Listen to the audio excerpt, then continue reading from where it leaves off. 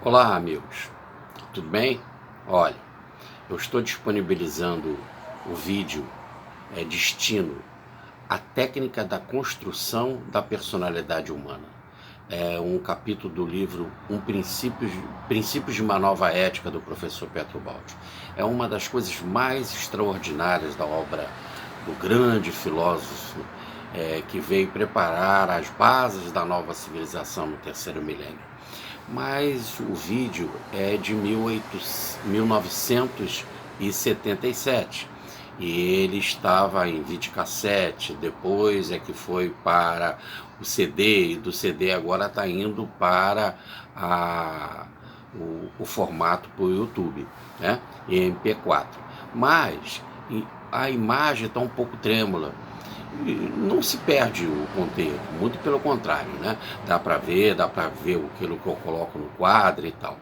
Mas se você quiser, pode apenas ver, ouvir o conteúdo, porque o som está muito bom, tá? Espero que vocês aproveitem, né? É um tema muito significativo. Volto a dizer, o destino, a técnica da construção da personalidade humana, né? Divulguem o canal, divulguem essa palestra e um bom aprendizado. Um abraço.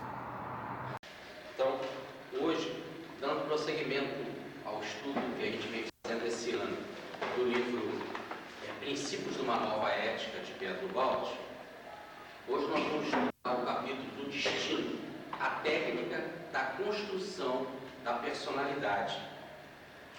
Esse é um dos capítulos mais interessantes, mais profundos, não só desta obra Princípios de uma Nova Ética, mas de todo o pensamento baldiano.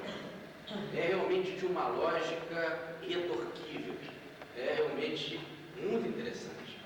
Eu queria convidá-los para, passo a passo, ficarmos ali bem próximo do que o Baldi falou. Nós precisamos ver o seguinte, fazendo uma pequena recordação, com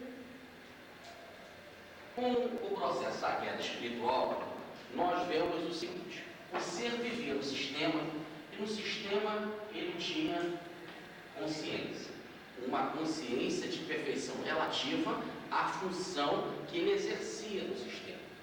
A queda espiritual, que fez com que ele mergulhasse no antissistema ou no mundo da matéria, ele saiu desta consciência de perfeição relativa e gerou o que nós chamamos de inconsciência. A inconsciência, não que houve uma perda, simplesmente ele perdeu a capacidade de ser consciente. Todo o material da sua função de perfeição relativa, a qual ele exercia no sistema, todo este material ficou arquivado, como se ele tivesse perdido o contato. Na doença da inconsciência, a inconsciência é uma doença. Aí começa então o trabalho de evolução. Tudo aquilo que ele percorreu, tudo aquilo que foi armazenado, ou melhor, que ele começou a desdobrar, nós chamamos do passado dele, em termos de subida, de evolução. Né? Que a queda foi um processo de evolução. Agora ele está no processo de evolução.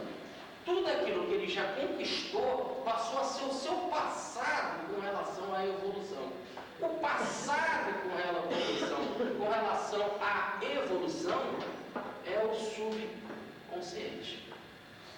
O presente é o consciente. E o futuro, em termos da escada evolutiva que ele precisa despertar, é o superconsciente. O ser, então, oscila na sua faixa de consciência entre o que está reservado no subconsciente e o que ele precisa despertar, que está no superconsciente ou que está lá dentro do inconsciente, no sentido de que ele precisa explicitar, colocar para fora. Tá certo?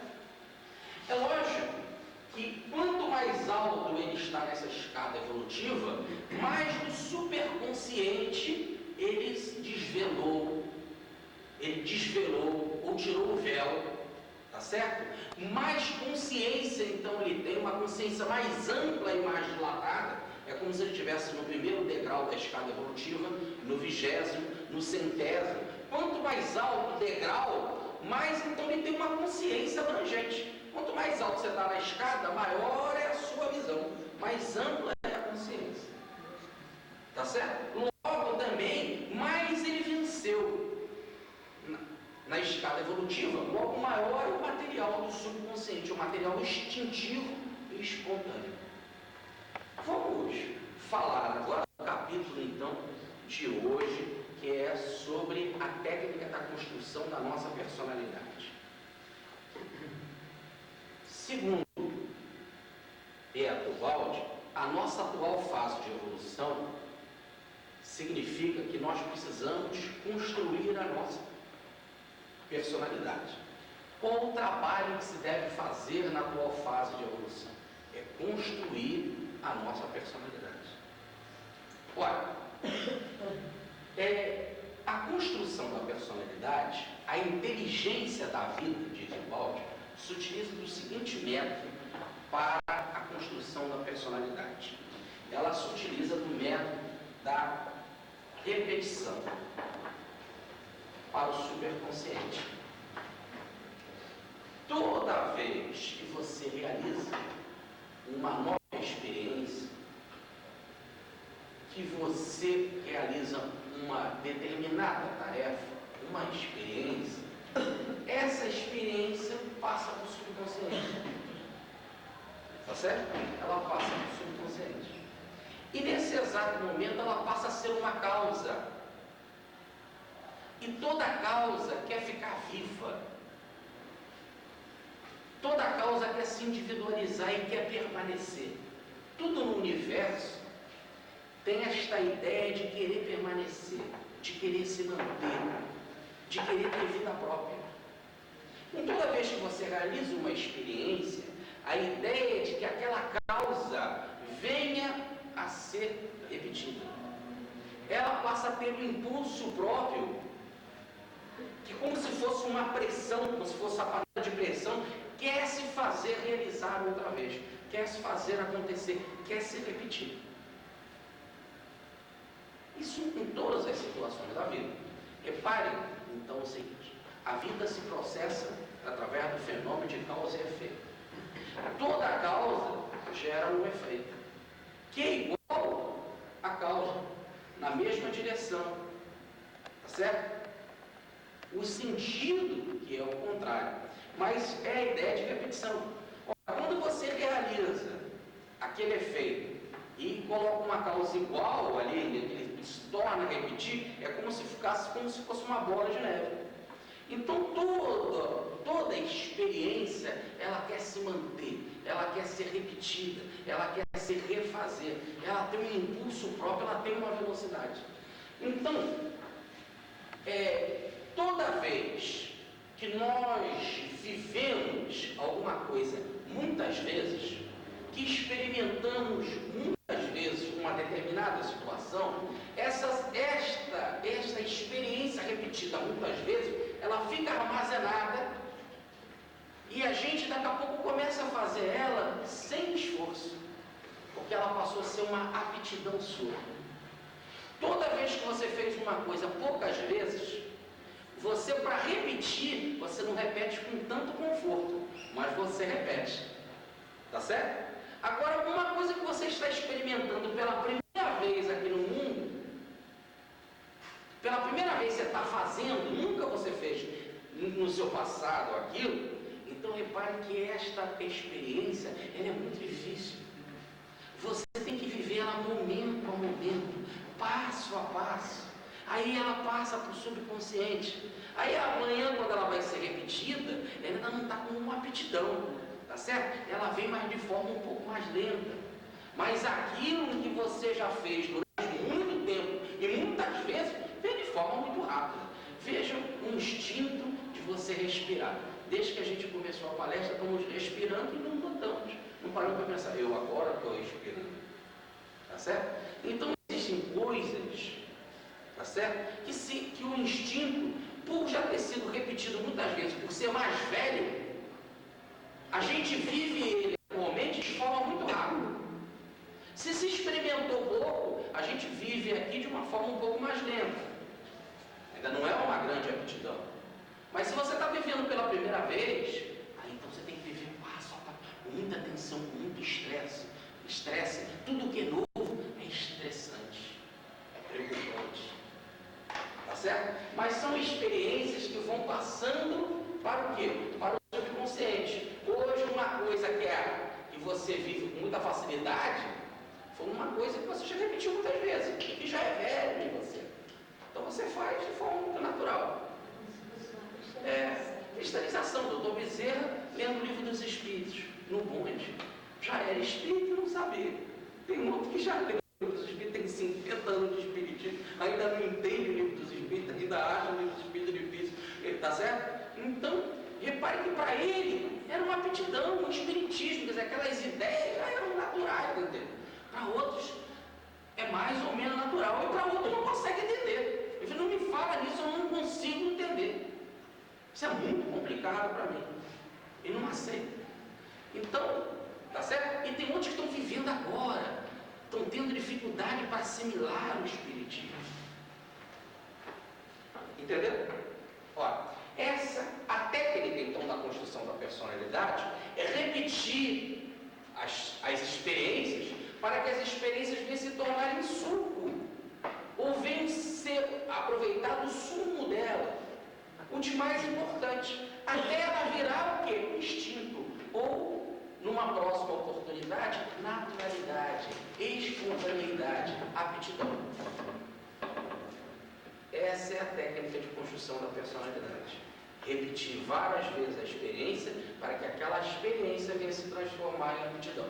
Toda vez que a gente tem dificuldade para fazer alguma coisa, é porque aquilo é novo para nós. Tá? Tudo bem. Olha, então, o Baudio fala o seguinte, que há então uma velocidade, um impulso nas experiências adquiridas. Quanto mais rápido, é porque mais velha ela é, mais é aptidão, mais foi experimentado, tá certo? Quanto mais lento vem, é porque é mais novo, foi menos experimentado. E se está muito lento, é porque você está vendo pela primeira vez. Olha, repare que nós não podemos entender isso sem a reencarnação. Isso está dentro, isso se chama, como diz o capítulo fala até forte com relação à reencarnação. Isso que eu estou falando é a reencarnação, diz o Paulo. Tá certo? É a reencarnação que dá essa possibilidade. Olha, então quando o ser nasce, vamos entender, numa nova existência, ele já traz toda uma experiência. Já traz toda uma experiência. Então, esta personalidade, vamos pegar a expressão usada mesmo por ele, né? Essa personalidade, que ele chama, já é feita. Já feita. Ela já tem já a sua experiência. Aí ela vai nascer num novo corpo. E ela vai tentar fazer o quê? Se manter do jeito que ela é. É aquilo que nós estávamos falando. Nós temos essa ideia, nós e todos os fenômenos, de se manter. É a ideia da sobrevivência, de continuar igual. Isso que vem já pronto, isso que é a bagagem, quer se manter, quer se fazer, quer se repetir. O que a gente faz numa existência? Vamos colocar novos ingredientes nessa personalidade já feita, já pronta, que quer se manter. Essa personalidade já pronta, tá certo? Ela, por afinidade, ela faz o seguinte: essa personalidade é o eu, é a individualidade. É a bagagem do passado, de todas as experiências do passado. Ela, por afinidade, ela tem que se manter, ela quer se manter, isso é determinístico. Pouco se pode intervir, pode-se dar alguns retoques na personalidade, mas o jeitão dela é aquele, tá certo? A gente pode mudar o enxoval, mas o jeitão é aquele, ela quer se manter. Mas existe também uma outra coisa que está por trás de todo o processo de nascimento.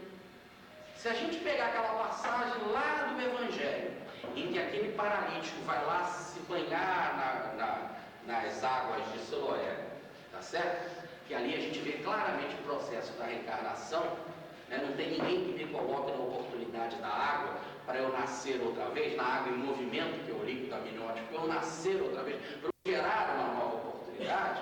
Aí fica bem claro que o plano espiritual é que faz esse movimento da água. Um anjo vem de determinado ponto de tempo e movimenta a água. Ou em outras palavras, diz lá a passagem, o anjo movimenta a água. Ou toda a reencarnação, todo esse movimento da reencarnação é feito pelo anjo, ou melhor, pelo plano espiritual maior, pelos nossos prepostos. Por exemplo, em termos da Terra, tudo está na supervisão de Cristo, na chancela de Cristo, com autorização de Cristo.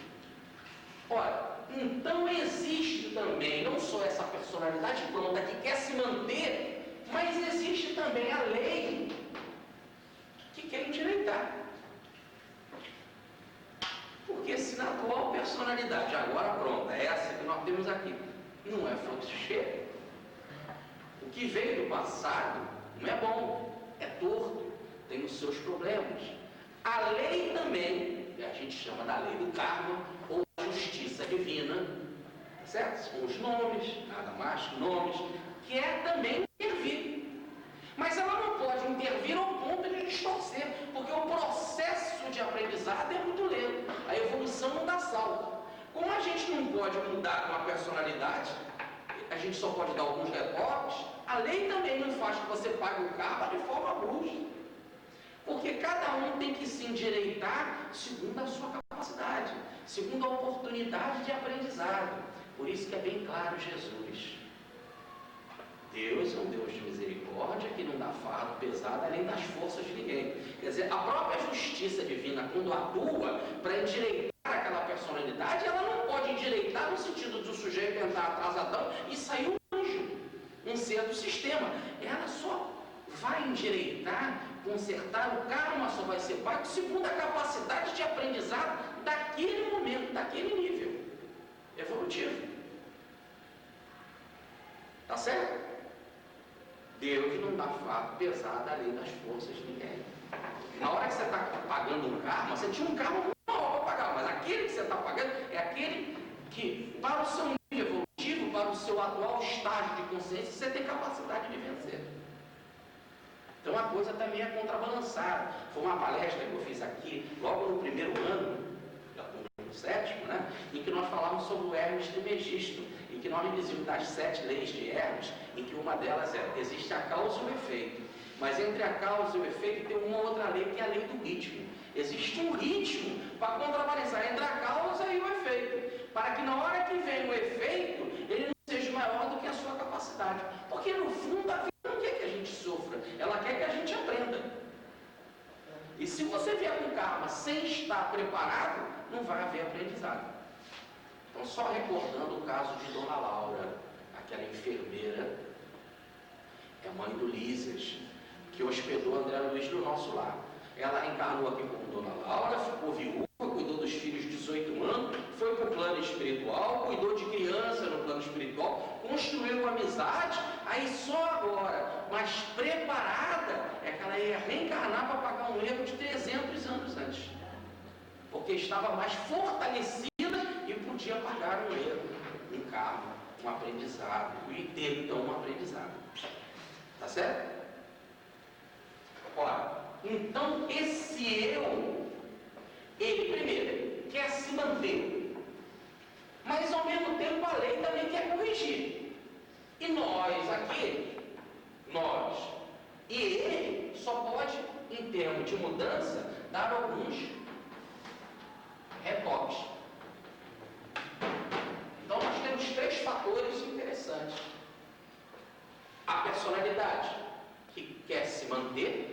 repete.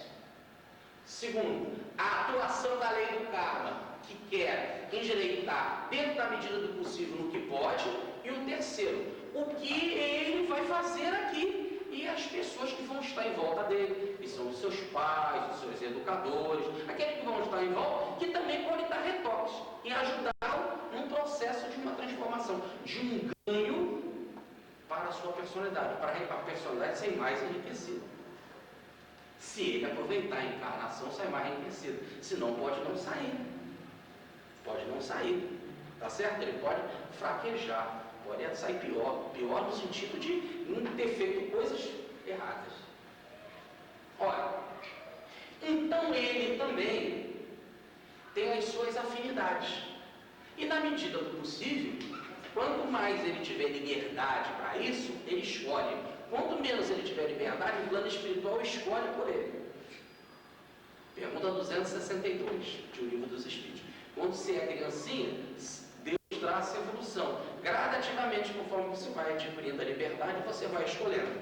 Então a ajuda é mútua. Mentor espiritual e sua própria, dependendo do nível já evolutivo que você se encontra. E aí, por afinidade, você vai escolher pai, mãe e ambiente. Esses são então os 4 fatores que formam a personalidade quando ela nasce. A personalidade já feita, a influência que ela vai ter da parte paterna, influência genética,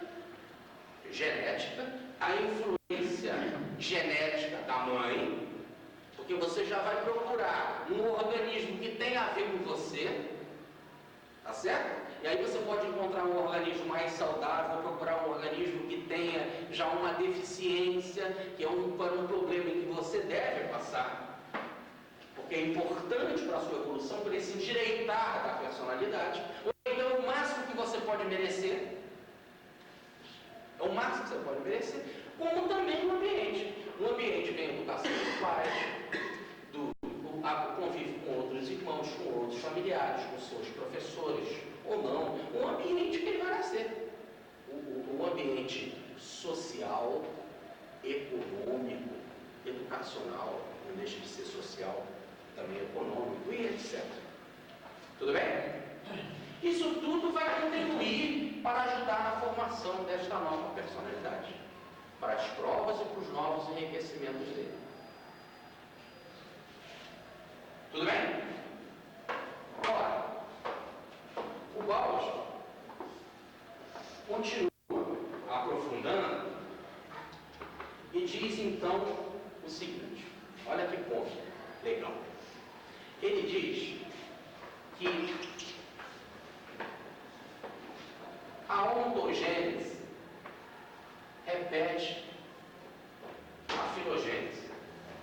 São princípios de evolução já que se conhecia na época.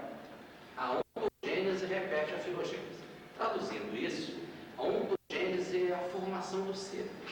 Se a gente olhar um bebezinho na barriga da mãe, quer dizer, a formação do serzinho lá do ser, na barriga da mãe, nós vamos ver que ele também repete a filogênese, que é o desenvolvimento da espécie. Né? Ele passa por fases que lembram o reino animal. A fase dos répteis, por exemplo. Né? Então o bebê, ele recorda rapidamente, e repare, é muito rápido esse processo de recordação num período fisiológico do desenvolvimento da espécie. Então o bebezinho, ao nascer dentro do ventre da mãe, ele recapitula o desenvolvimento da espécie. Só que ele faz isso em 9 meses. Uma espécie que levou milhões de anos para se fazer, para se desenvolver. Mas repare que ele repete rapidamente. Vamos começar a explicar a primeira parte. Ele não fez essa recordação de forma rápida? Fez de forma rápida porque nós falamos que recordação rápida é fruto de coisa que já foi muito repetida. E quanto mais velho, mais rápido se passa por aquilo. Toda vez que a gente reencarna, tá certo? A gente repete, mas de tanto repetir e por ser velho demais essas experiências, ela passa de forma rápida. São os primeiros meses na barriga da mãe. Aí começa a vida extrauterina, tá certo? Ou o que a gente chama de nascimento, ou período extrauterino. Tudo bem? Esse período, ele se desenvolve da meninice até a juventude. O que a criança é? Da juventude, da meninice, desde que ela sai do ventre, até a juventude. Repare que a criança é muito instintiva. Ela é pouco racional. Ela é pouco ela mesma. Ela é mais um processo de recordação. Repare que a criança, no início da sua evolução, o próprio Freud coloca muito bem isso, nós vamos ver na nossa próxima reunião, quando nós falarmos da psicanálise. A primeira fase da criança ele chama da fase extrauterina, que é a fase oral, em que a criança quer trazer tudo para a ideia de posse, a ideia de medo, e quer colocar tudo na boca. Né? Depois vem a fase do prender, que é a fase anal. É uma fase em que a mãe e o pai têm que trabalhar muito bem com a criança, para a criança ser criativa e se soltar, não ser egoísta. Né? É a fase que ela precisa desenvolver a criatividade. Por isso que tem mãe que briga quando a criança faz lá as suas fezes, né? Fala um cocô e a mãe briga, olha, não sei o que. Essa é uma coisa que, em vez de você brigar, você tem que alimentar, você tem que reconhecer a criança, tem que parabenizar, para ela passar por aquela fase sendo alimentada para não ser bloqueada mais tarde nas suas criatividades. Mas sem entrar muito nisso, que não é nosso objetivo aqui, mas que Freud coloca muito bem, nós estamos vendo que é um desenvolvimento puramente instintivo. E que a criança ainda não é a personalidade própria, se manifestando em termos de um processo de colocar novos enriquecimentos para ela. Ela vive num período que diz o Balde que é mais de sonho, que é mais de recordação. Aí ele fala, olha, como a ontogênese repete a filogênese, a formação do feto repete rapidamente a formação da espécie, assim do período da meninice até a fase da juventude, que nós colocaríamos a puberdade, aquela fase em que a criança se assume, começa já a escolher uma profissão, já começa a entrar na faculdade, depois já vai escolher uma profissão, já vai ser responsável. Essa fase, antigamente era mais rápida.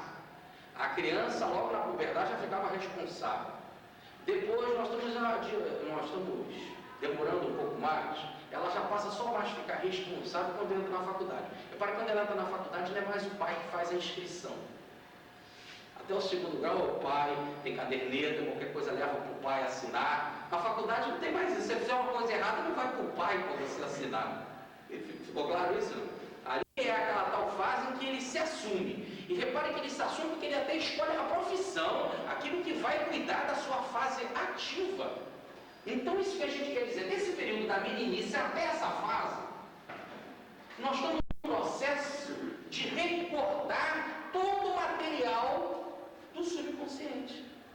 Rapidamente, diz o Balde, ele vai fazer a sua recordação psicológica. Não só o Balde fala isso, mas o Emmanuel, a doutrina espírita, nós não estamos, aqui a doutrina espírita, André Luiz e Emmanuel deixa isso bastante claro.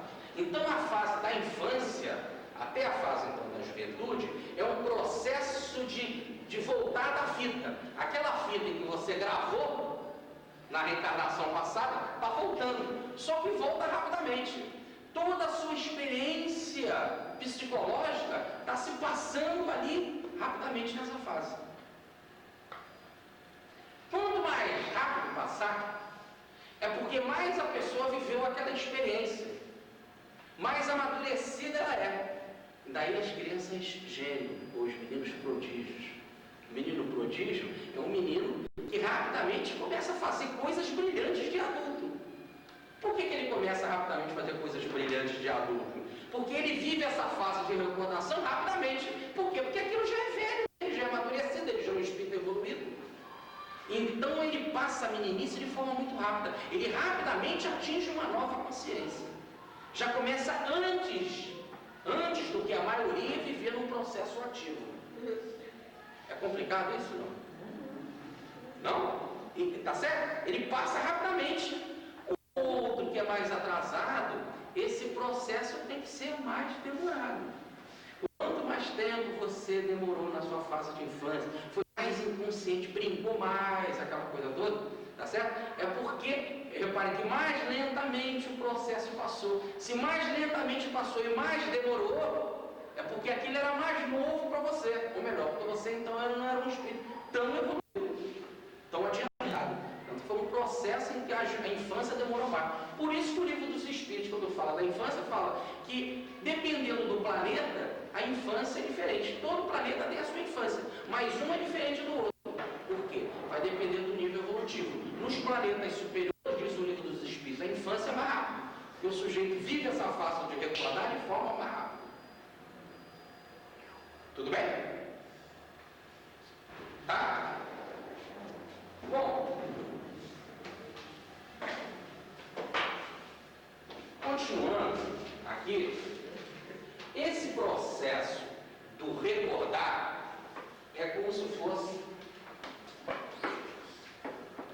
uma mala, tá certo? O nosso passado, aquele mundo determinístico que é a personalidade já feita, é uma mala que tem lá uma porção de coisas, né? A gente, na fase da meninice, a fase da juventude, faz a nossa recordação psicológica. Na fase antes da meninice, que é a fase intrauterina, a gente faz uma recordação da espécie, da filogênese, da espécie. Na meninice à juventude, a gente faz uma recordação da fase em que nós já éramos seres conscientes, uma recordação psicológica das nossas vidas, mas que passa em forma sintética. Feito isso, se chega na juventude, está a mala aqui pronta. O que tem essa mala? Nessa mala nós temos todas, vamos usar a linguagem do Paulo, todas as ferramentas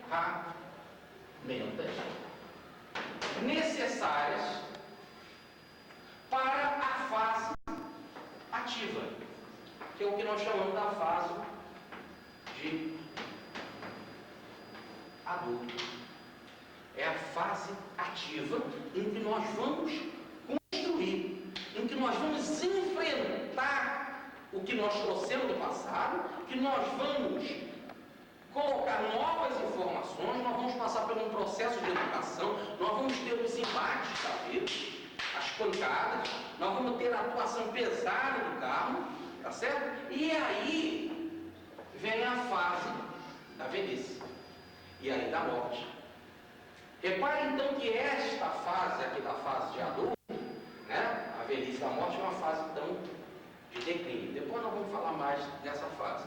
Mas essa fase daqui é a fase que você abre a mala e para enfrentar a vida você só tem aquelas ferramentas. Vamos imaginar o seguinte: o Esther abriu a mala quando chegou na sua juventude e pegou o material que ele tinha sobre ética e espiritismo, ética, moral, religião do passado. Poucas ferramentas. Quando chegou nessa fase de maturidade, Dr. Bezerra de Menezes abriu a mala. Vocês imaginam quantas ferramentas já tinham lá dentro? Entenderam a diferença? Então, esta mala significa essas ferramentas que você vai ter para enfrentar o futuro. Vamos imaginar o seguinte: vamos imaginar um navio. Você entra no navio, você tem que navegar, tocar o navio, mas você não sabe quais são os instrumentos que tem no navio. Não tem um mapa de direção, não tem todos os instrumentos, não sabe de que material que é constituído o navio, você não sabe para onde você tem que ir, você não tem uma bússola, você não sabe dirigir o navio. Quantos estão em pleno oceano da vida sem saber dirigir? Tem outros que sabem. Começam a analisar o presente. Isso que é a grande função da ciência da psicologia, da psicanálise. Porque eu vendo como a pessoa é atualmente, o ambiente que ela nasceu, os pais que ela tem e o que ela está, e quais são as suas qualidades atuais, eu posso já imaginar o que ela foi no passado. Eu olhando para uma pessoa, eu já posso ter uma ideia, olhando e vendo quais são as suas atitudes e como ela reage frente à vida, eu posso imaginar como que ela foi no passado. Sabendo como ela foi no passado, eu vou saber o seguinte: o passado não quer sempre se viver, não quer sempre se repetir, não quer sempre se fazer. Então eu já vou saber quais vão ser as consequências que ele vai ter aqui na vida. Igualzinho quando eu vejo uma pessoa enchendo a cara e pegando um carro para dirigir. Nós já imaginamos o que vai acontecer. Tá certo? A gente está vendo assim, a pessoa encheu a cara, vai pegar um carro, olha o que vai acontecer. Então eu, pelas atitudes da pessoa aqui na vida, pelas suas qualidades aqui na vida, pelo ambiente que ela se encontra, pelo estudo que ela está fazendo, pelo esforço que ela está fazendo de transformação, eu posso imaginar como ela fez no passado, como o passado vai querer se manter aqui na vida e quanto vai ser difícil ela mudar esse passado, tá certo?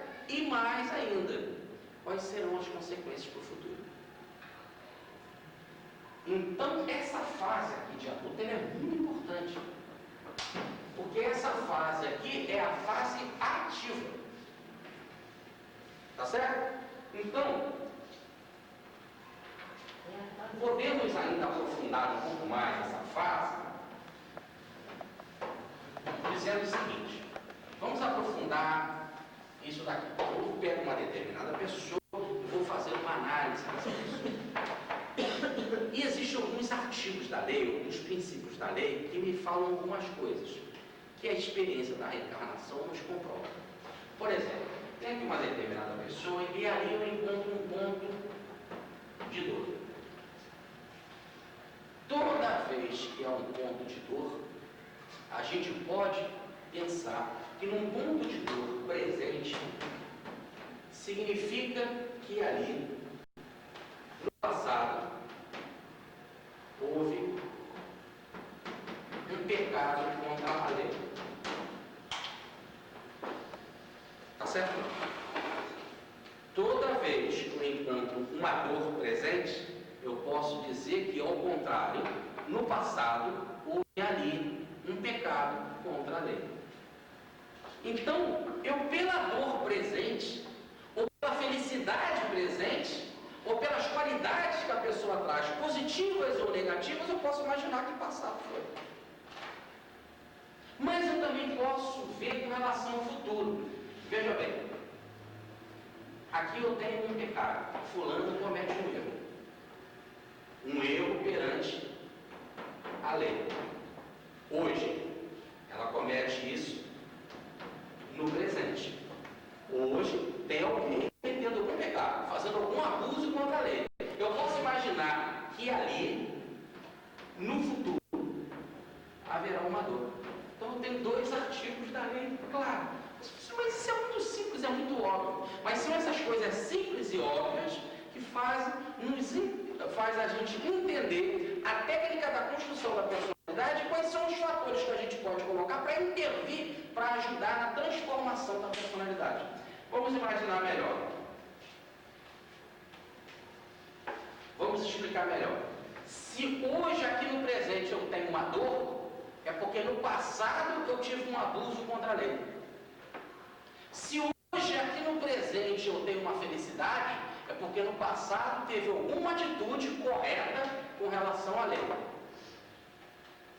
Se hoje, no presente, eu tenho um pecado, um abuso contra a lei, no futuro eu vou ter uma dor correspondente, uma culpa correspondente, um resgate correspondente. Mas se hoje, no presente, eu tenho uma atitude correta com relação à lei, é porque no futuro, ali naquele ponto, eu vou ter uma felicidade, uma satisfação, um gozo, uma harmonia, um benefício, um crescimento, um ganho.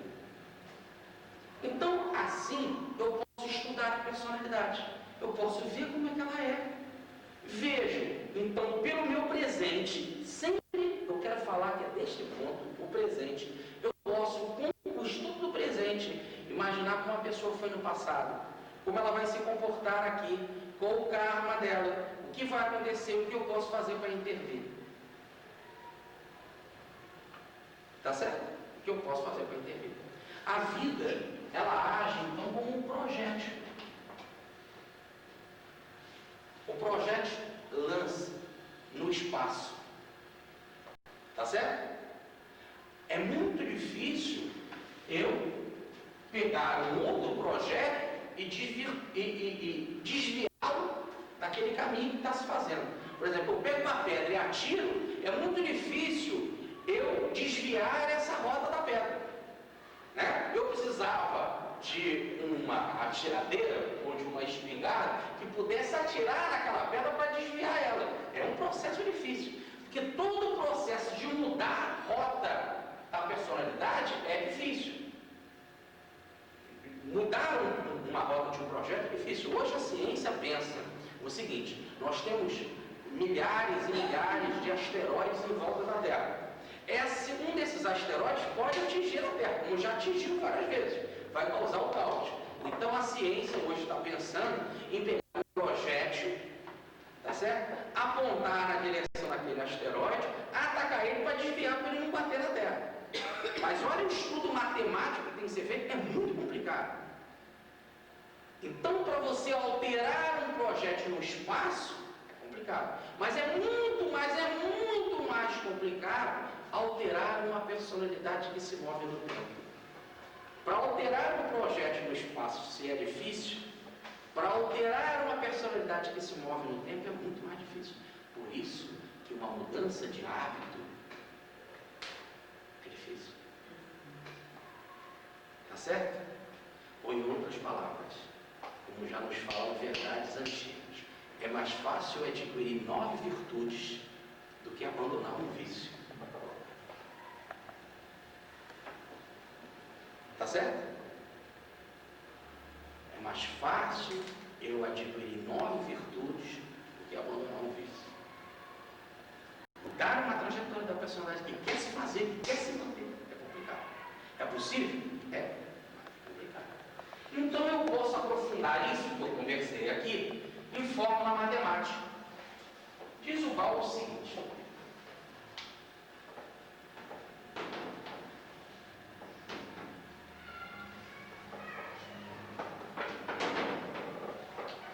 a incógnita que quer se descobrir aqui é x. X é o que eu fiz no passado que me gerou esse presente. O que eu fiz no passado que me gerou esse presente. Então ele dá a seguinte fórmula matemática: o A é a causa, o B é o efeito, o X é a incógnita que eu quero descobrir, que foi com o trabalho que eu realizei no meu passado. Tá certo? E o Z são as minhas qualidades presentes. O pai que eu tenho, também a mãe que eu tenho, o ambiente em que eu me encontro. É a minha situação presente. Então aí está a fórmula matemática. Olha só como é que se lê essa fórmula matemática. Olha como o Gauss é claro. Como toda causa tem um efeito correspondente, como A gera um B correspondente, assim, a minha situação atual e presente significa o passado que eu fiz. Que é incógnito eu quero descobrir. Pelo meu presente, pelo ser, pelo que eu tenho aqui agora, pelas minhas qualidades, pelo meu comportamento, pela a vida em que eu estou vivendo, pelos pais que eu tenho, pelo ambiente que eu tenho e pelo meu comportamento acima de tudo, eu posso descobrir o que eu fui no passado, o que eu fiz no passado para merecer ou para ter agradável ou desagradável esse presente aqui que é ser. Tá claro isso? Vamos pegar uma outra ideia, uma outra forma. A corresponde a B, C a X. Eu quero descobrir X. A é a causa. B é o efeito. C é a minha situação presente, as minhas qualidades que eu tenho agora, o esforço que eu estou fazendo atualmente, aquilo que eu estou aprendendo, que eu estou fazendo atualmente na vida, meu comportamento atual. Aí eu posso pensar assim: qual será o meu futuro? Ou em outras palavras, um efeito me fala da causa, porque todo efeito é a cara da causa. Assim também, o que eu estou fazendo hoje, o que eu estou vivendo hoje, o que eu estou construindo hoje, vai gerar o meu amanhã, o meu futuro. Pelo que eu estou fazendo hoje, eu posso imaginar como será o meu futuro. Então, eu tenho duas fórmulas. O Bausch nos coloca numa visão clara e matemática, o meu passado e o meu futuro. Pelo que eu tenho hoje e pelo que eu vivo hoje, eu posso imaginar o meu passado. E pelo esforço que eu estou fazendo hoje, da forma que eu estou vivendo hoje, eu posso imaginar qual será o meu futuro. Qual é o único ponto que eu tenho certeza? Qual é o único ponto que eu posso analisar? Qual é o único ponto que eu posso observar? Qual é o único ponto que está claro e visível para nós? O presente. Então, o único ponto que eu tenho para analisar é C. C é o único ponto que eu tenho para o presente. Tá certo? Com isso, nós já estamos dando tiro em algumas coisas que o Bausch vai aprofundar só daqui a 3 reuniões, 3 palestras ou 3 capítulos, que é essa coisa errada, o verdadeiro abuso, que André Luiz deixa claro que é contra, que a doutrina espírita é contra, e que está aí uma bagunça tremenda, todo mundo querendo fazer essa coisa de regressão de memória. Tá certo? Que Freud, quando começou com a regressão de memória na própria vida, fazendo a hipnose para o estado, até o estado na fronteira com o útero, até Freud, já há muitos e muitos anos, não quis mais esse estado. E começou só a estudar o que é o presente e as reações que acontecem no presente, que são os sonhos, que é onde nós trazemos o material do nosso passado. E Jung fez a mesma coisa.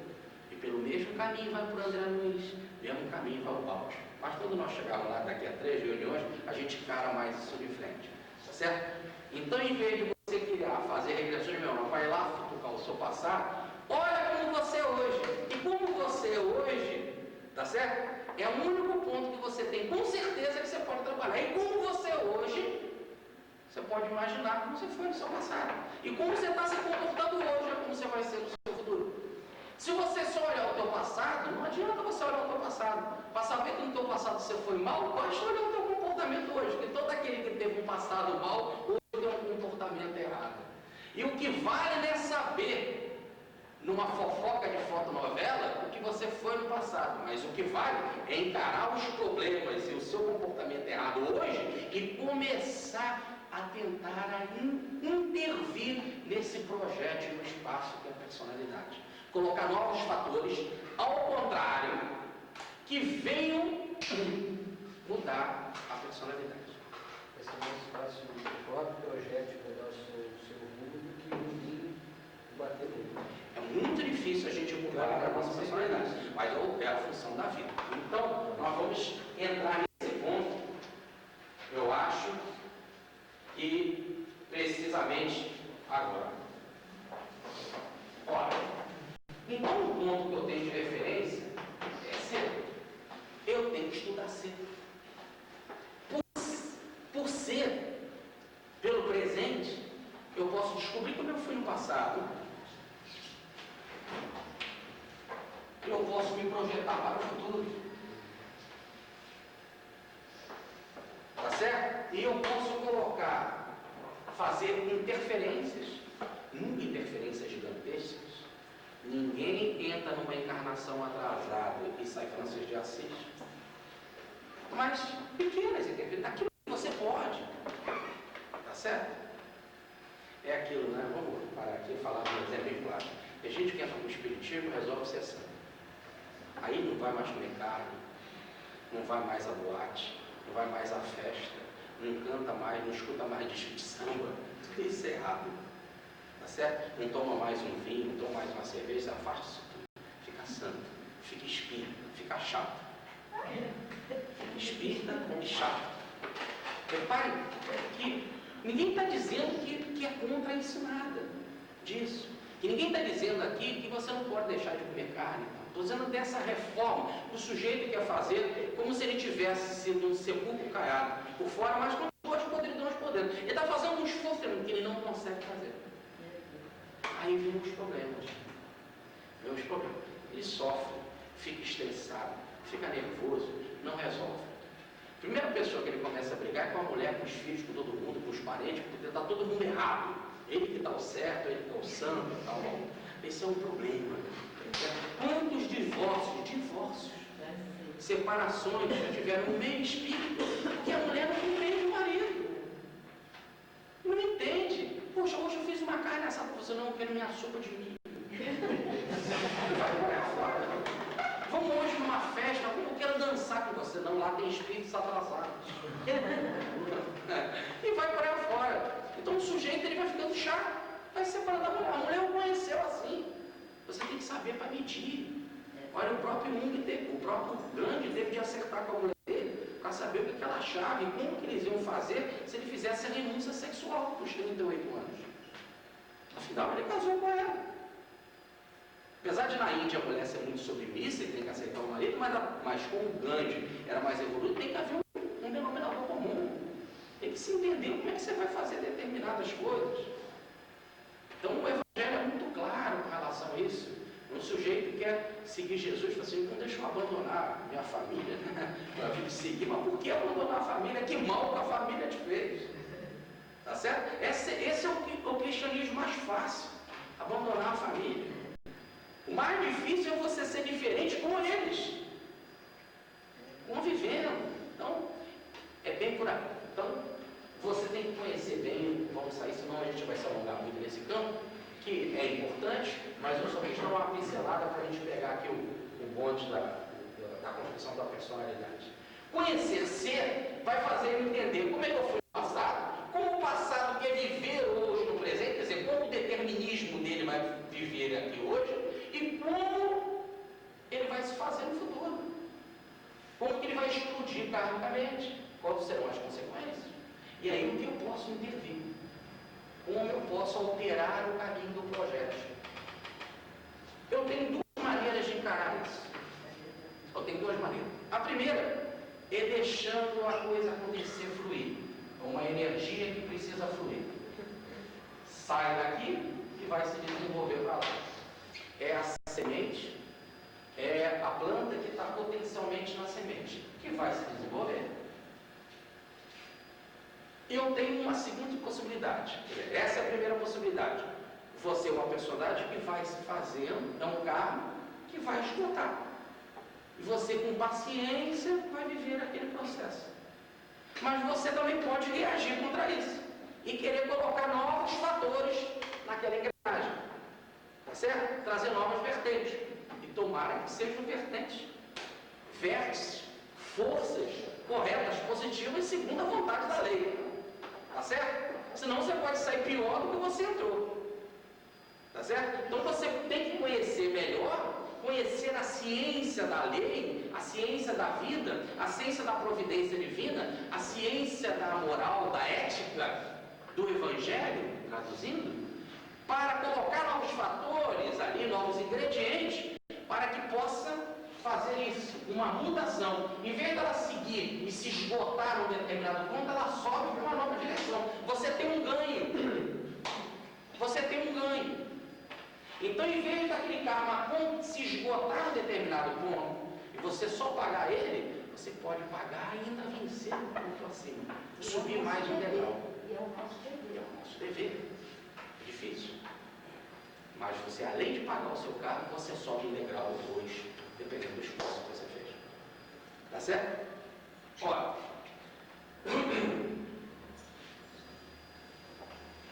vamos pegar aqui a linguagem de Walt. Mudar, vamos falar as palavras dele, para a gente não entender. Mudar não é fácil. Não é fácil modificar os instintos. Ele tem uma velocidade já adquirida própria, que quer se fazer, que quer pressionar para acontecer. Mas ele tem uma autonomia própria para se fazer e querer continuar. E eu tenho que conhecer a lei para isso. O sujeito que é fraco, ele pode procurar um psicanalista. E a ideia é que o psicanalista seja mais preparado, que conheça a lei, conheça a ciência, e seja mais preparado, mais amadurecido. O verdadeiro psicanalista tem que fazer psicanálise.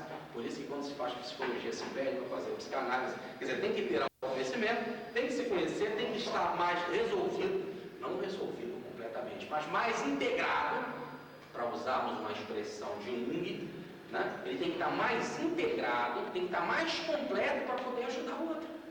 Porque se ele estiver desestruturado, o psicanalista, o que ele vai orientar o sujeito que está lá?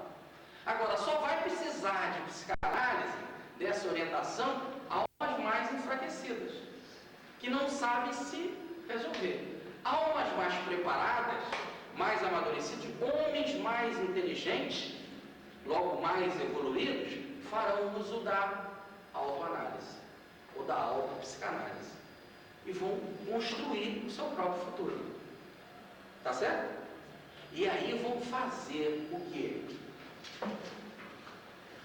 Um profundo ato, segundo Wald, de introspecção.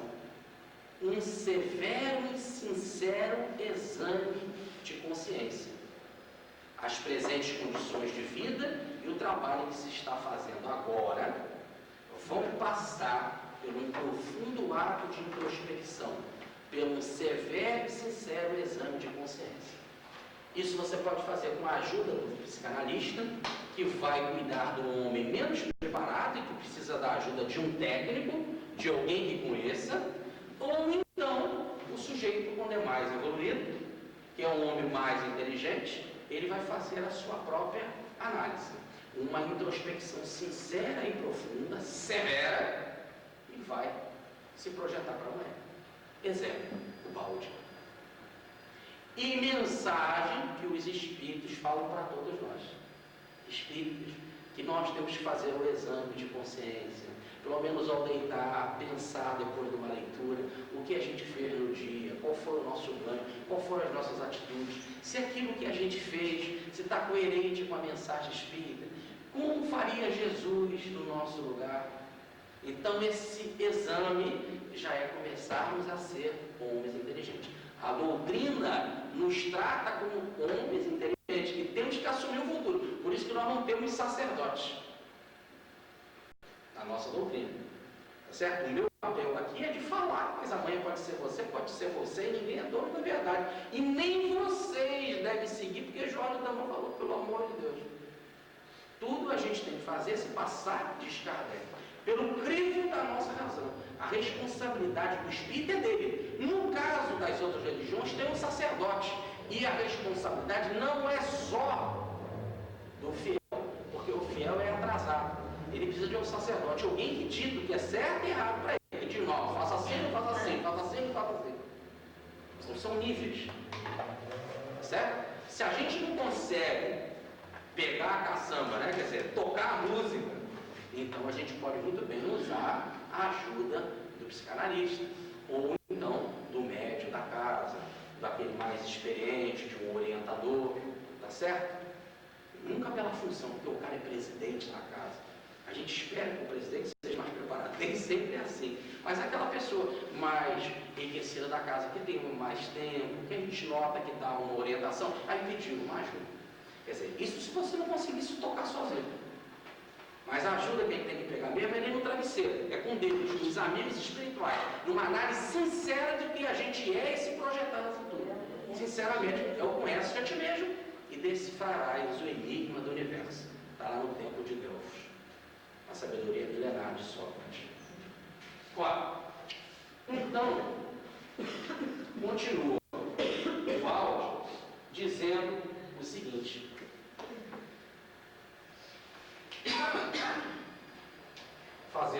um aprofundar do que a gente viu, podemos dizer que nós terminamos o que a gente tinha de dizer com relação à técnica da construção, nós vamos aprofundar.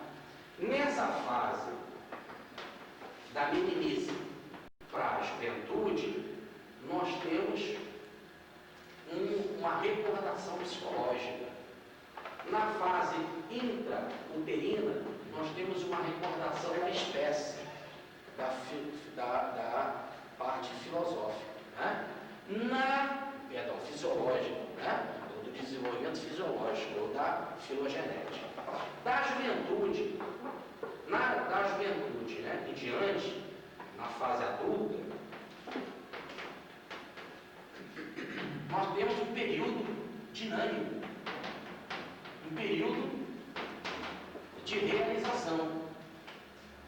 E na velhice, nós temos um processo de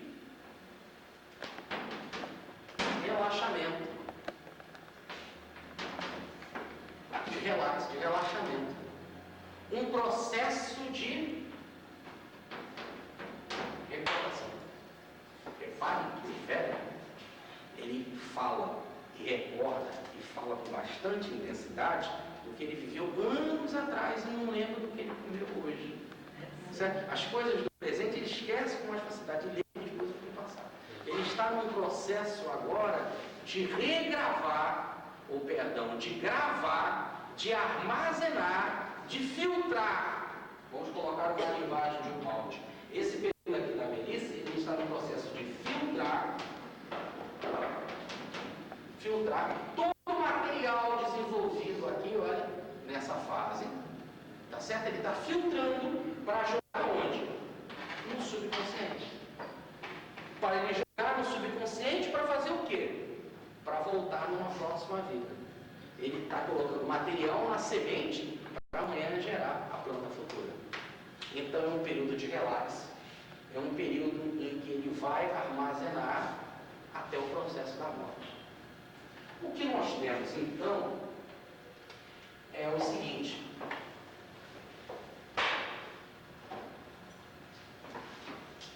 Podemos imaginar isso daqui, ó.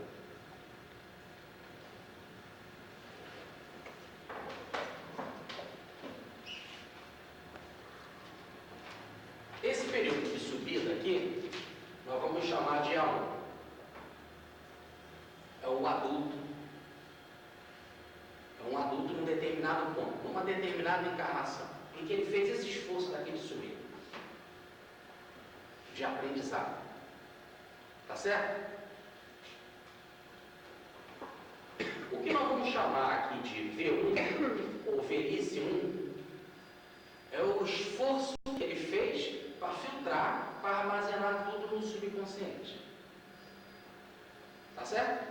Agora, ele vem aqui nessa fase aqui, ó, ele começa a nascer outra vez. Aí ele faz a recordação da espécie, começa um período de subida na meninice, em que ele faz a recordação psicológica, que ele passa mais rápido ou menos, dependendo da sua evolução, esse processo de recordar, e aí ele tem uma outra fase de adulto, que a gente chamaria de adulto 2, um outro período, em que ele vai ter mais experiência. Repare que agora ele vai para uma outra fase, que é de velhice 2.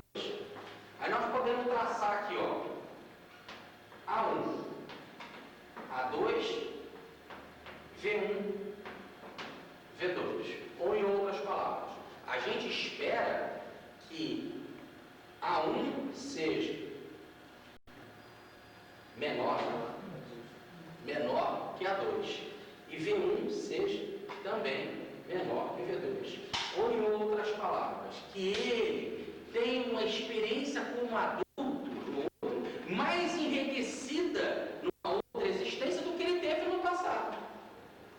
Logo que ele tenha como V2, numa velhice no futuro, numa outra reencarnação, mais enriquecida de reter mais material no subconsciente do que ele teve no passado. Tá certo?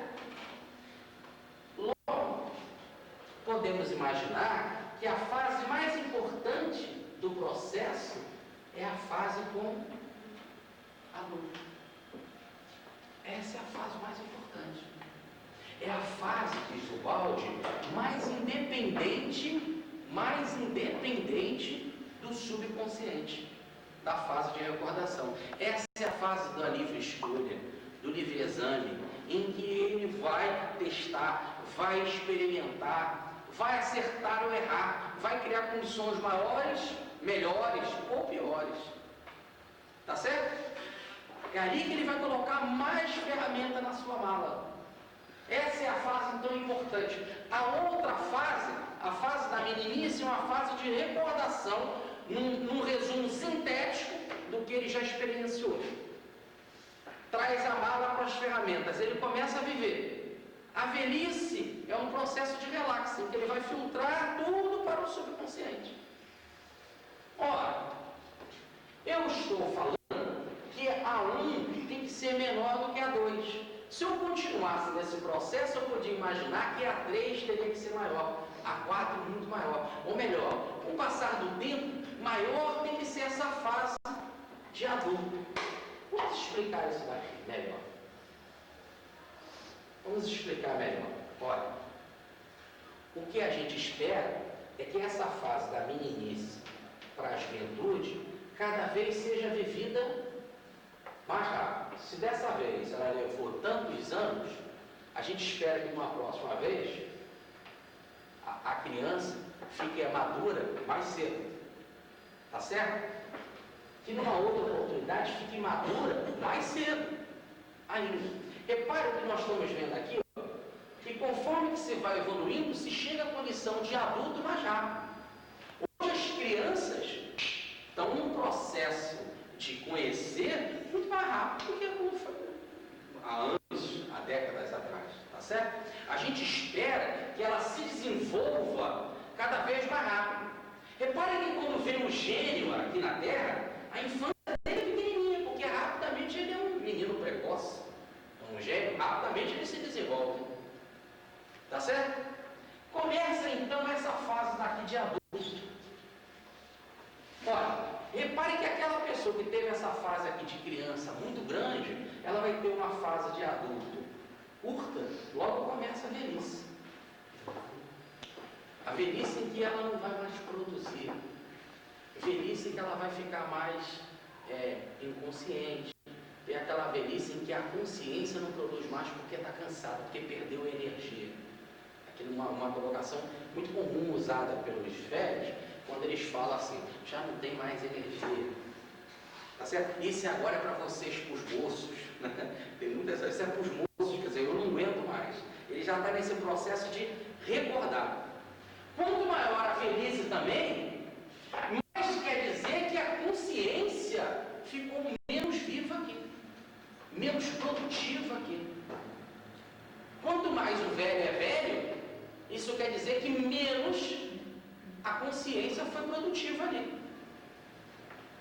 Ora, mas esse daqui que já teve uma condição de, ele já, mais rapidamente ele ficou adulto, podemos dizer que quando ele chegar nessa fase de velho, a velhice também será menor.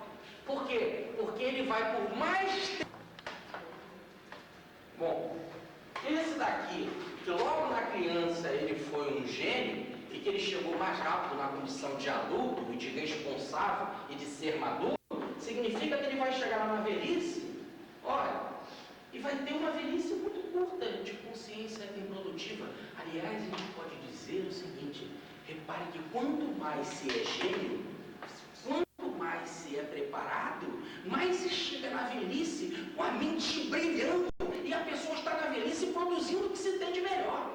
Veja o caso de Ubaldi. Não só ele muito jovem viu a luz crística, ele muito jovem se preocupou com coisas espirituais, mas ele velho produziu o melhor livro dele. Quanto mais ele mesmo dizia, os anos vão passando, mais eu vou ficando livre em espírito, mais eu vou ficando consciente, mais a matéria não vai me dominando, mais o espírito vai se libertando. Tá certo? Quando a gente vê nos seres mais normais, os normóticos, os comuns, é que leva muito tempo na infância, uma infância longa, né? Raramente começa o processo de maturidade. Quando começa a ficar maduro, logo começa a velhice, passa muito tempo improdutivo. na velhice. Tá certo? E quanto mais cedo preparado, mais se chega no final da vida brilhante. Quem acompanhou a vida de um dos maiores educadores que nós tivemos no Brasil, que para a situação normal dos homens foi uma verdadeira bênção que nós recebemos, com todos os problemas e defeitos que você possa colocar nele, mas foi um homem brilhante para a nossa educação no Brasil, para a contribuição da educação no Brasil, que é o nosso Darcy Ribeiro. Repare que no final da vida, tomado pelo câncer, dando um show de sobrevivência, mostrando a importância da vida e produzindo mais do que nunca, como senador, presente nas sessões, que é fazer o mais difícil, tá certo? E trazendo ideias brilhantes, reformando o ensino no Brasil, formando faculdade, a faculdade fluminense, Rural Fluminense, lá do Norte Fluminense, acabou de fazer tem poucos anos. Tá certo? Então, só para não ficar no campo religioso, como foi no caso do Cláudio, mas pelo menos que a gente se convenciona dizer que o Cláudio fica no campo religioso, mas é o homem pensar, né, o pensamento. Assim também, o tempo vai passando e mais tempo você vai ficando de consciência. Quer dizer, menos na infância, mais rápido atinge a maturidade e na velhice também não é sobrecarregado. Ora, esse é o processo da evolução. O que é evolução? Evolução significa ficar mais tempo na consciência. Quanto menor for a nossa infância, mais rápido você passar por esse processo da recordação. E quem recorda mais rápido é porque mais viveu, porque é mais maduro. Nós começamos a palestra assim. Logo fica-se mais rápido na consciência. Chega na velhice, está consciente, não perde a consciência, o corpo vai embora e você continua a consciência. Então, para o evoluído é que a morte é o medo de morrer. Para o evoluído, ele considera a matéria uma ilusão, continua vivo, continua consciente, com a mente pensante, o corpo vai embora e ele continua vivo. Aí ele pode dizer com Paulo, onde está, ó morte, o teu domínio? Onde está a sua supremacia? Não tem, a morte foi tragada com a vitória de Cristo, diz Paulo, né? Quer dizer, a morte, não há morte para o ser que atinge essa consciência plena. Isso que é a tal da imortalidade. Então, a construção da personalidade que nós estamos fazendo é cada vez experienciar mais, viver mais, nos consertar os nossos erros, trazendo novas verdades, daí a importância da psicanálise nesse processo, ou da nossa autoanálise nesse processo, endireitar a personalidade e experienciar os novos fatores, recordar, passar por isso 1, 2, 3, várias reencarnações. Quanto mais você repetir, mais rapidamente esse filme se faz na próxima encarnação, mais rápido você recorda, mais rápido você atinge a fase de adulto, a fase de consciência, mais lento você deixa a consciência, tá certo? Mais rápido você liberta-se e fica sempre vivo, sempre consciente. Construir a personalidade é construir a consciência eterna, readquirir a consciência do sistema, em que você tinha consciência e só consciência, na perfeição relativa da função em que você fazia.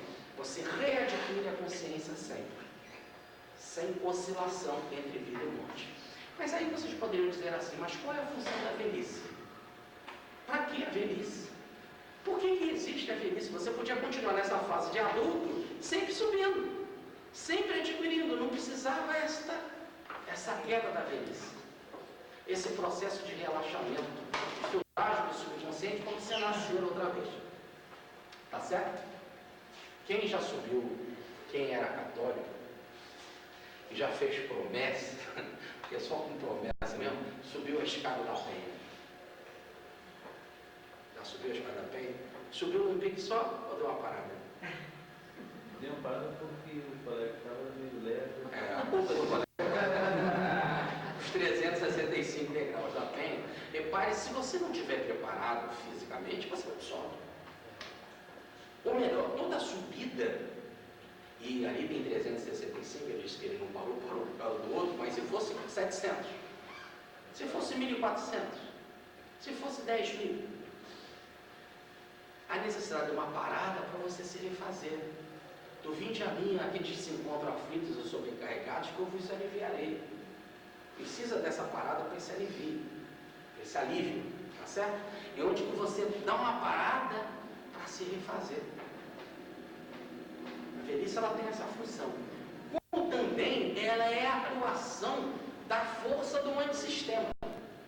Porque o sistema faz força para você evoluir. Mas o antissistema quer te agarrar aqui. A força da queda quer te trazer para cá. Essa é a luta do anjo com a besta. Tá certo? Então o antissistema quer se fazer. O antissistema quer frear a tua evolução. Se nessa fase de adulto você está aprendendo, o antissistema quer frear o aprendizado. Porque ele sabe que se você continuar aprendendo, você vai ficar consciente e vai embora. Se liberta, não está mais no domínio dele. Então ele quer te prender. O antissistema, ele faz a luta para frear a evolução. A freada da evolução é a velhice, que tem a sua vitória na morte. Mas como nada morre, a vida já aproveita como uma parada, como um relax, a atuação do antissistema. A vida aproveita tudo porque o mal traz em si o germe do bem. Todo o mal está na mão divina, da providência. Tudo é útil no universo. Então, nesse processo de freio do conhecer ou da consciência, a vida aproveita nesse processo de relax, de parada do conhecimento, para que possa haver um armazenamento, uma filtragem para o subconsciente. E aquilo que parece que foi a vitória do antissistema, que é o triunfo da morte, daqui a pouco brilha com a vitória da vida, que é o sistema que se faz outra vez nascer. A semente que vem mais uma vez a gerar. E aí, volta tudo outra vez. Porque existe a lei de causa e efeito. Toda aquela causa que foi guardada agora quer se colocar para fora. Como a semente em potencial quer ser explicitada. Então, quando vem para fora, a vida faz passar rapidamente como um filme. E começa uma nova etapa de subida na fase de adulto, numa fase dinâmica. Então, nós temos aqui 3 fases. A fase do desenvolvimento filosófico, fisiológico ou filológico, da filogênese, que é o desenvolvimento físico, onde que se recorda a evolução física do passado. Nós temos uma fase dinâmica, que é a fase da condição de adulto, que você traz novas verdades, e você tem a fase psíquica. Aquele que estuda a grande síntese de Pedro Valde, vê lá que a grande síntese fala do desenvolvimento físico, dinâmico e psíquico.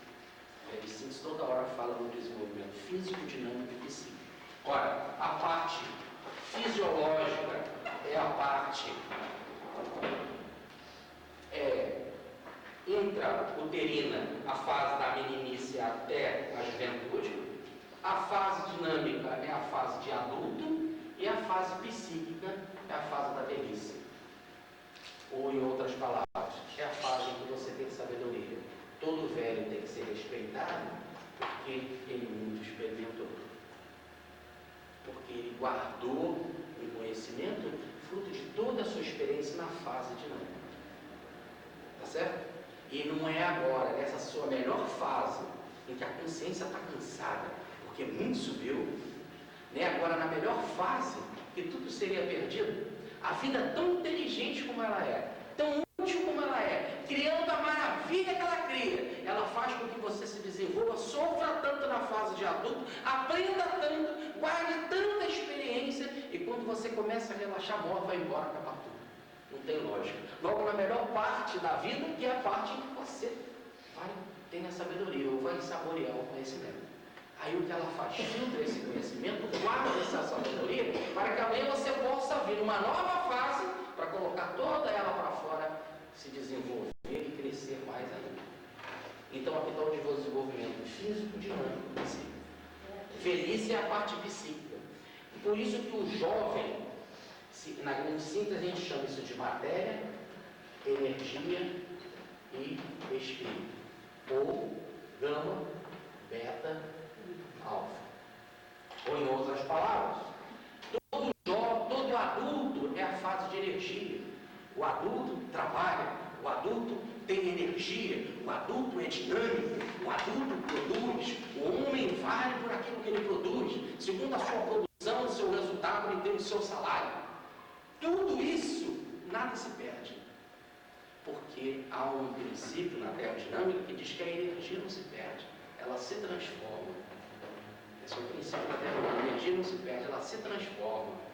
Né? Aí vem o princípio de Lavoisier, nada se cria, nada se perde, tudo se transforma. Essa energia enorme que nós temos na fase de adulto, na fase da consciência, na fase das descobertas, dos novos valores da aprendizagem, essa fase, quando começa o processo de relaxamento na velhice, é a fase em que se transforma em psiquismo, que se transforma em pensamento, que se transforma em espírito, que se transforma em sabedoria. Daí a sabedoria do velho.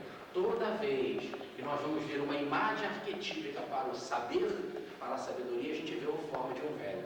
Repare que o eremita, na carta do tarô, né, na carta 9 do tarô, é um velho com uma luz na mão. Quando a gente vai ver o hierofante, que é o grande sacerdote, é um velho também, barba, né? Quando a igreja fez lá na sua visão a ideia de Deus, né, é um velho de barba. Quando a Bíblia, por exemplo, o Melquisedeque, que era o homem da sabedoria, no qual Jesus passou a ser sumo sacerdote da ordem de Melquisedeque, apresentou ele como o ancião dos dias, assim fala a Bíblia. Então sempre essa ideia do velho, porque a ideia da sabedoria, que foi fruto de toda essa energia que não foi perdida e que se transformou em espírito, em sabedoria, em pensar.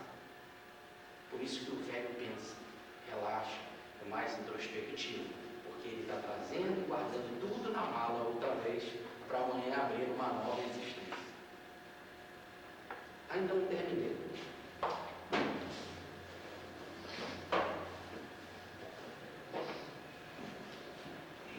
Cada personalidade que está aqui na Terra tem as suas experiências e seus valores.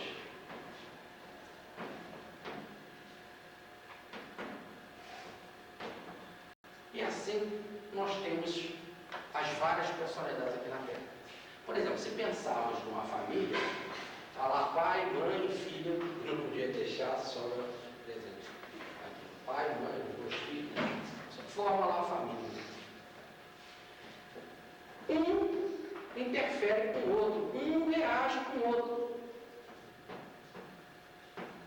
Forma uma teia, que a gente chama da teia social, do convívio social.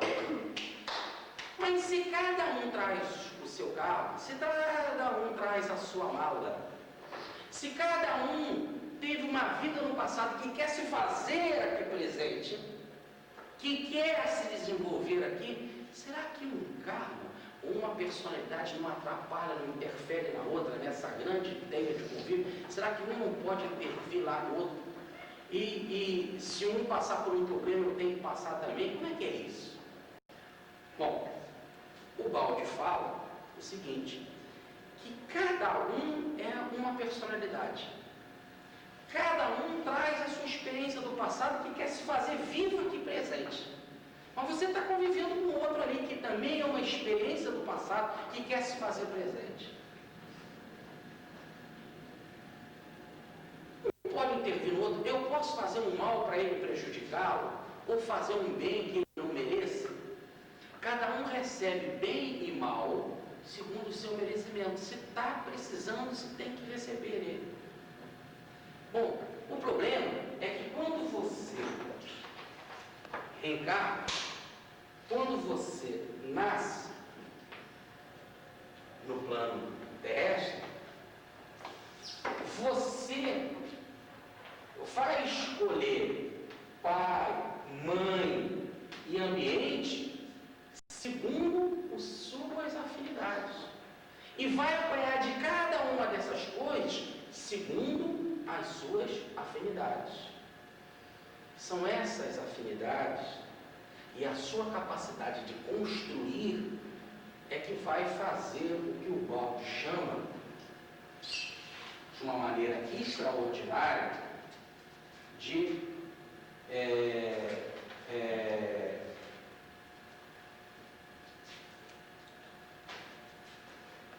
fraqueza congênita.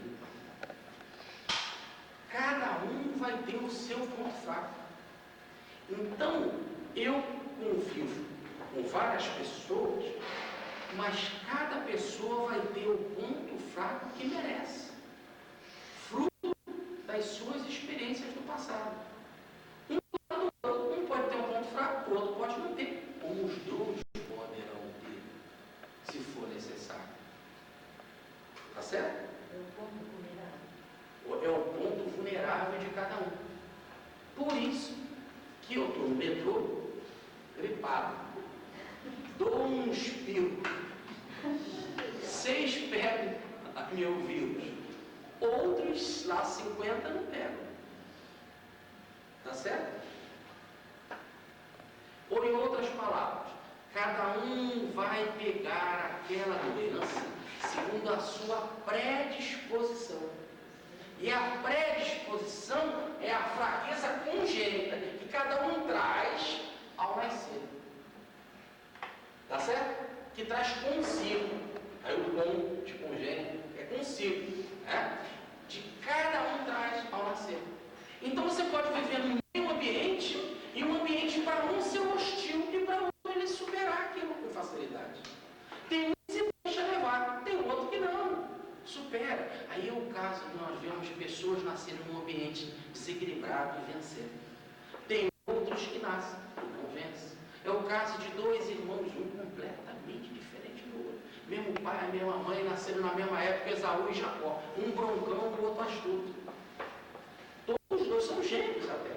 Então cada um traz o seu ponto vulnerável. E aquele ponto vulnerável é que tem uma força atrativa para atrair ataques agressivos. Então o sujeito está ali no mesmo ambiente, um tem uma predisposição para ser assaltado, o outro nunca foi. Ele traz o ponto vulnerável, que é como que é uma atração para atrair aquele mal, aquilo para ele. 2 irmãos, um está sempre procurando bar para encher a cara, o outro não.